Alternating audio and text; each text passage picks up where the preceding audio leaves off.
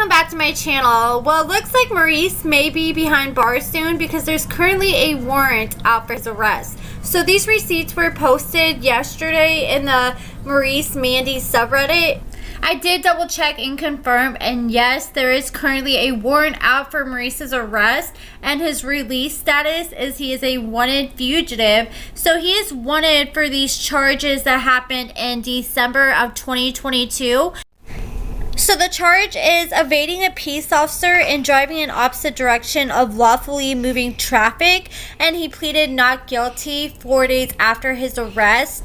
So 5 days after he was arrested for this, somebody posted a $75,000 bail, and now that bail has been forfeited because he did not show up to his January 11th court date. And that was the pre-trial because he pleaded not guilty, so that's where he would have to come up with all the evidence trying to show that he's not guilty. And when Maurice was initially arrested for this charge on Christmas Eve of 2022, he was also charged with assault with a deadly weapon or with force likely to produce great bodily injury, burglary, grand theft, and evasion of a peace officer the wrong side of a median. But I'm not finding those other charges anywhere, so I'm starting to assume maybe those charges got dropped. And while I was doing some research, I also came across an April of 2023 arrest and arrest from May of 2023. So he was arrested in April, and he had a $15,000 surety bond,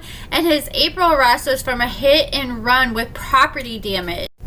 So before Maurice's Christmas Eve arrest in 2022, he was arrested in October of 2022, and that's when him and Mandy went on a full-on crime spree.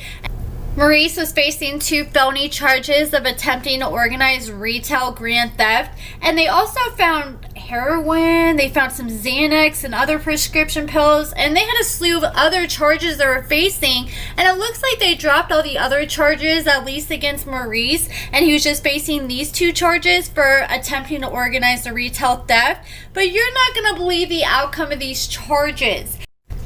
One of the felony counts was dismissed due to a plea negotiation, and that's because he pleaded guilty. So the other charge, he had to face a conviction after pleading guilty. So from this plea deal, he got 12 months of probation, and he only had to serve 2 days in the Los Angeles County Jail and do some community labor. So it says that he had 2 days of jail credit. He has to pay a $40 additional assessment fee, and $30 the defendant is ordered to show proof of completion of 30 days of community labor on November 3rd of 2023.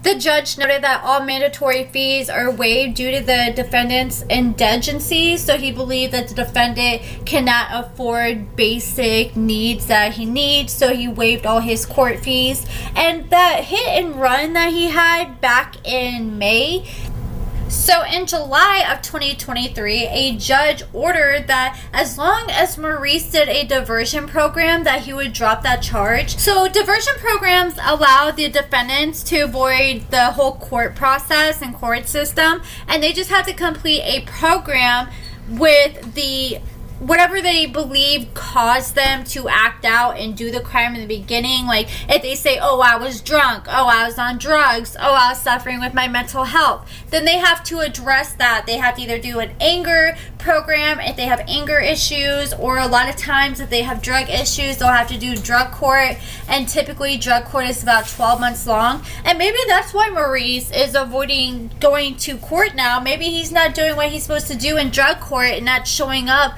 or maybe he knows that he dropped dirty in a drug test. While I was doing research, I also came across this, and on June 16th of 2022, Jessica filed for a dissolution with minor children from Maurice. And what that means is when you and your spouse agree on all issues, including spousal support, property division, and debt division. So that looks like the beginning stages of a divorce. So I'm shocked that they didn't follow up with the divorce beyond that. I tried looking it up, and I guess they had a order for financial information in June of 2022. They sent off proof of service to the mail. They had a dissolution, nullity, legal separation. So they're waiting on a response. and they just don't show any other updates beyond that. Maurice isn't the only one familiar with high bonds though. I found an arrest for Mandy back in 2019. She had a $115,000 bond. So she was arrested for possession for sale for a designated controlled substance. And when she was arrested, she was originally sentenced to 16 months in prison. But then she tried to sneak more drugs in with her when she went to prison. So she ended up getting a 2-year prison sentence in total. And then I found an arrest from 2014 where she had 3 health and safety codes. So she did a plea deal with this case, and they told her if she was willing to admit she was guilty to one of the health and safety code charges, then they would dismiss the other 2 because of the plea negotiation.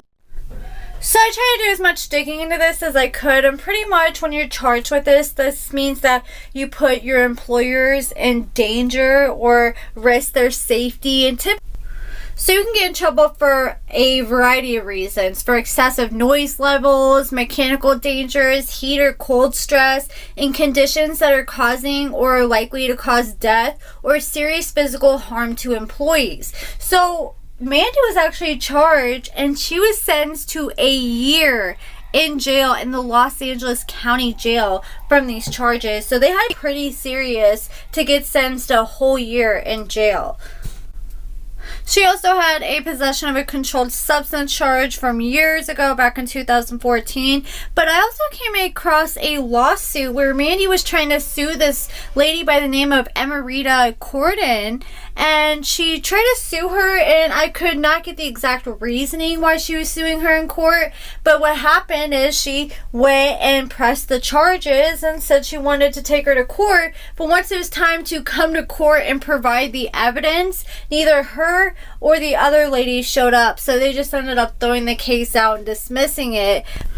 But that's really all the notable updates. Of course, Mandy and Maurice had a gang of other charges, but they're older. I just really want to talk about all the recent ones, or the ones I feel like a lot of updates haven't been shared on recently. And Mandy is posting, while her man's got a warrant out for his arrest and probably going to be going back to jail any day. Mandy posted, "My last period was Friday, November 24th. As of right now, I'm 18 days late on my period, and if it doesn't come in the next week or 2, I'm taking a test. I like to wait and see if I miss 2 periods before I take one.